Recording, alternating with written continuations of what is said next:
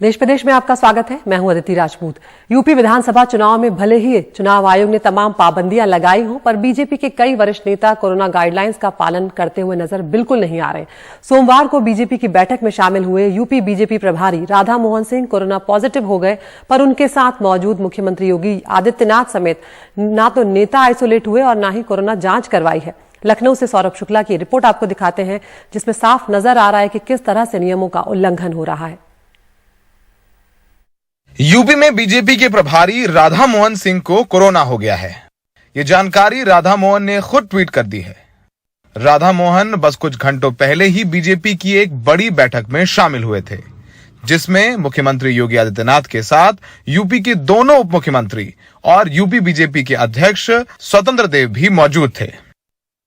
UP BJP के अध्यक्ष स्वतंत्र देव सिंह बैठक में राधा मोहन सिंह के बगल में बैठे थे, लेकिन कोरोना मरीज के सीधे संपर्क में आने के बावजूद ना तो वो आइसोलेशन में गए और ना ही उन्होंने अपनी कोरोना जांच कराई। यही नहीं, स्वतंत्र देव सिंह मंगलवार को घर घर जाकर प्रचार करते नजर आए। बाद में राधा मोहन सिंह के सीधे संपर्क में आए स्वतंत्र देव, योगी आदित्यनाथ, केशव मौर्य सब दिल्ली बैठक के लिए चले गए। देखिए, निश्चित रूप से संज्ञान में है। बड़े नेता जो भी जिनकी टच में आए हैं वो बाकायदा डॉक्टरों के निश्चित रूप से संपर्क में हैं, और अगर डॉक्टर किसी का भी इशारा करते हैं, किसी के लिए भी ऐसा लगता है कि वो किसी दूसरे को प्रभावित कर सकते हैं, तो निश्चित रूप से वो एहतियात बरतेंगे। भारतीय जनता पार्टी पूरी तरीके से कोविड को लेकर गंभीर है, और चुनाव आयोग जिस तरीके की गाइडलाइन चुनाव आयोग ने जारी किया है उसको पूरी तरीके से भारतीय जनता पार्टी के कार्यकर्ता, भारतीय जनता पार्टी के नेता फॉलो कर रहे हैं। समाजवादी पार्टी ने स्वतंत्र देव पर आरोप लगाया कि वो लोगों की जान खतरे में डाल रहे हैं।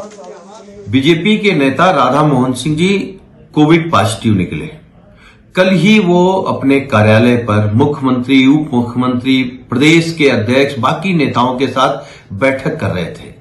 जिन नेताओं को 3 दिन आइसोलेशन में रहना चाहिए, वो घर घर जाकर के कोरोना फैला रहे हैं। अब इनके खिलाफ कौन FIR करेगा, कौन मुकदमा दर्ज करेगा? कम से कम नहीं अपनी जान की चिंता है तो आम आदमी की तो चिंता करिए। केंद्र सरकार के नए आइसोलेशन नियमों के मुताबिक अगर आप किसी कोरोना संक्रमित के संपर्क में आते हैं पर आपको कोई लक्षण नहीं है तो उसके लिए कोरोना जांच जरूरी नहीं है, पर आपको कुछ दिन आइसोलेशन में रहना होगा।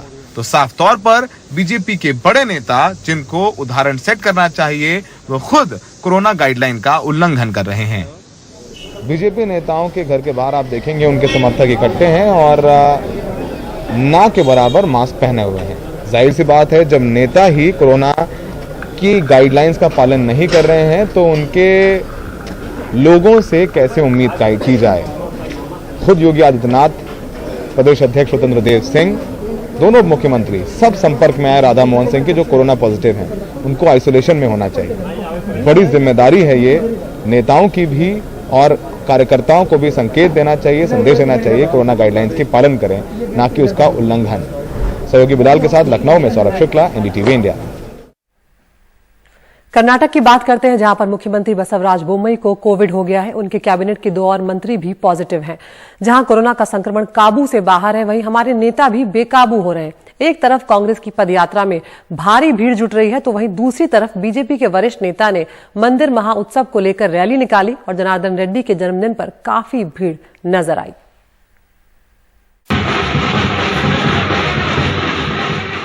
एक तरफ कांग्रेस की पदयात्रा जारी है तो दूसरी तरफ मंगलवार को बेल्लारी में जनार्दन रेड्डी के जन्मदिन के मौके पर काफी भीड़ उमड़ी। जहां मौजूद थे राज्य के समाज कल्याण मंत्री श्री रामुलु। दोनों ही कार्यक्रमों में भीड़ बेकाबू थी।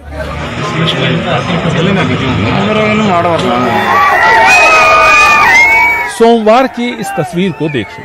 बीजेपी विधायक रेणुकाचार्य की मंदिर महोत्सव रैली होनल्ली। अब राज्य के मुख्यमंत्री बसवराज बोम्मई कोरोना से संक्रमित पाए गए हैं। इससे पहले राजस्व मंत्री आर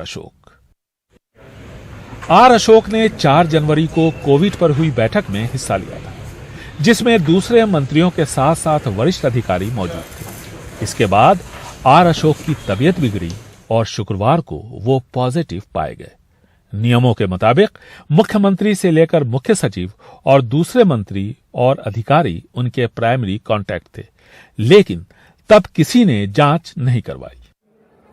उतना ही नहीं, गुरुवार को विधानसभा सभागार में हुए कार्यक्रम में मुख्यमंत्री बसवराज बोम्मई और प्रदेश कांग्रेस अध्यक्ष डीके शिवकुमार ने हाथ भी मिलाया था। इसके 2 दिन बाद उनकी पद यात्रा शुरू हुई, लेकिन जब डॉक्टर आरटीपीसीआर टेस्ट के लिए गए तो डीके शिवकुमार ने डांट कर भगा दिया।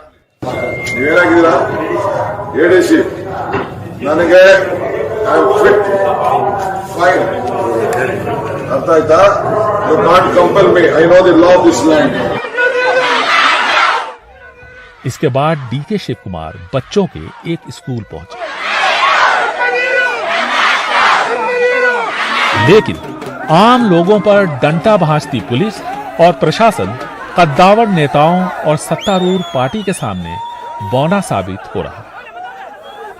कोरोना की रोकथाम के लिए कागज पर की गई तैयारी में किसी तरह की कोई कमी नहीं है, लेकिन जमीनी हकीकत इससे बिल्कुल अलग है। नहीं तो कर्नाटक सरकार के वरिष्ठ अधिकारी और मंत्री अब तक अपना आरटीपीसीआर टेस्ट करवा चुके होते और कांग्रेस की पदयात्रा रोकी जा चुकी होती। बेंगलुरु से कैमरामैन कुमार के साथ निहाल खिदवई, एनडीटीवी इंडिया। कोरोना के बीच चुनाव प्रचार सभी दलों के लिए एक बड़ी चुनौती बनकर खड़ा हो गया है। रैलियों पर रोक लग गई है, आचार संहिता लागू हो गई है। ऐसे में तमाम पार्टियां डिजिटल प्रचार का तो सहारा ले ही रही हैं। एक और आइडिया उन्होंने निकाला है कि शादी समारोह और धार्मिक आयोजनों में भी वो पहुंच जाते हैं अपना प्रचार करने के लिए। देखिए हमारे सहयोगी मोहम्मद गजाली की रिपोर्ट।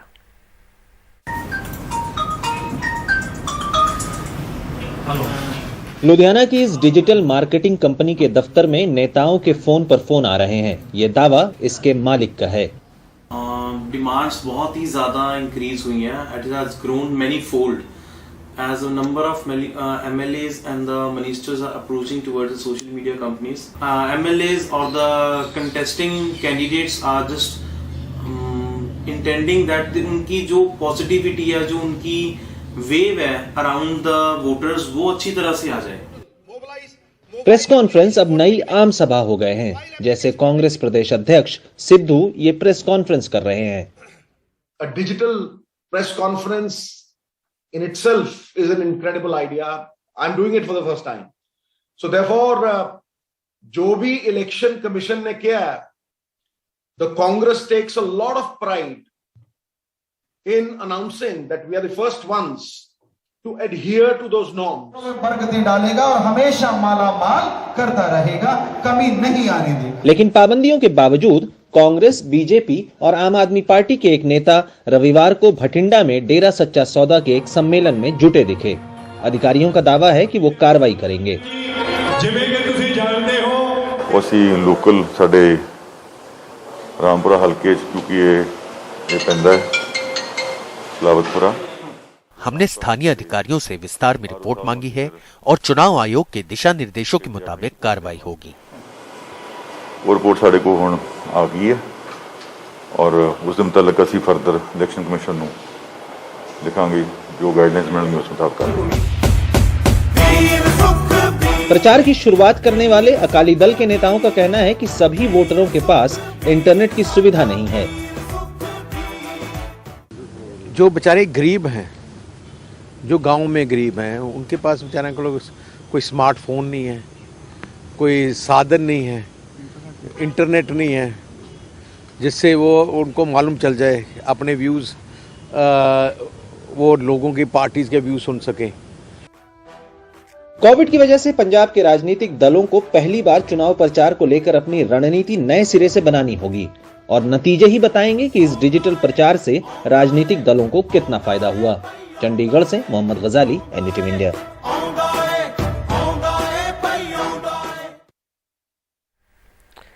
किसानों के आंदोलन का सबसे बड़ा चेहरा रहे राकेश टिकैत का चुनाव में उनकी क्या भूमिका रहने वाली है, इस पर कई सवाल उनसे पूछे जाते हैं।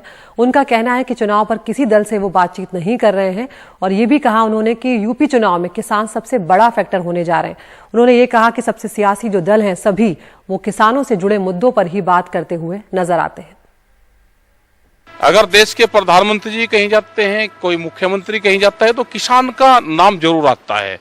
तो इस आंदोलन से यह हुआ कि किसान का नाम चर्चा में आया है। कोई भी पॉलिटिकल पार्टी है वो आज किसान का नाम ले रही है, अपने घोषणा पत्र में किसान की चर्चा करती है।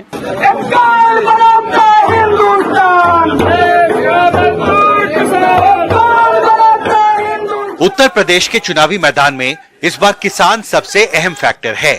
ये दावा भारतीय किसान यूनियन टिकैत गुट के अध्यक्ष राकेश टिकैत ने किया है।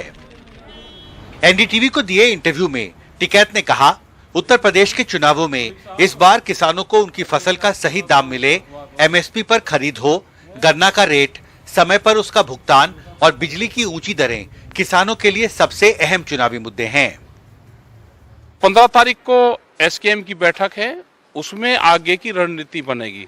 अभी तो क्योंकि 2 महीने हैं, चुनाव चल रहा है, वो कमेटी बनाएगी नहीं बनेगी, क्या भी होगा, तो हम 15 तारीख में इसमें पूर्ण रूप से फैसला लेंगे।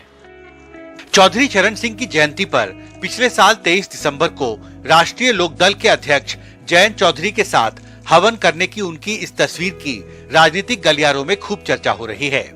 लेकिन टिकैत कहते हैं इसके राजनीतिक मायने नहीं निकाले जाने चाहिए।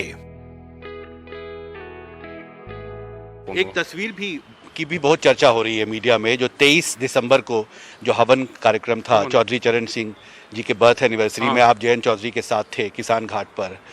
कितना महत्वपूर्ण है वो तस्वीर? बहुत चर्चा। वो इत्तेफाक हो सकता है, क्योंकि जो दिल्ली में कोई भी हवन और वो होते हैं जिनकी समाधियां बनी हुई हैं, वो दिल्ली सरकार के अंडर में आता है और दिल्ली सरकार ही पूर्ण रूप से प्रोग्राम करती है।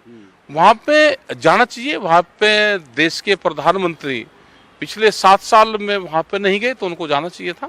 क्या राष्ट्रीय लोकदल और राकेश टिकैत के बीच में बातचीत चल रही है चुनावों को लेकर? कहीं इस बात की भी मीडिया के नहीं, हमारा कोई वो नहीं है, ना हमारी किसी से कोई बातचीत चल रही। टिकैत मानते हैं कि उन्होंने सभी पार्टियों से मैनिफेस्टो में किसानों के एजेंडे को शामिल करने को कहा है, लेकिन इसका ये मतलब नहीं निकाला जाना चाहिए कि चुनावों में वो उनके साथ हैं। गाजियाबाद से हिमांशु शेखर, एनडीटीवी इंडिया।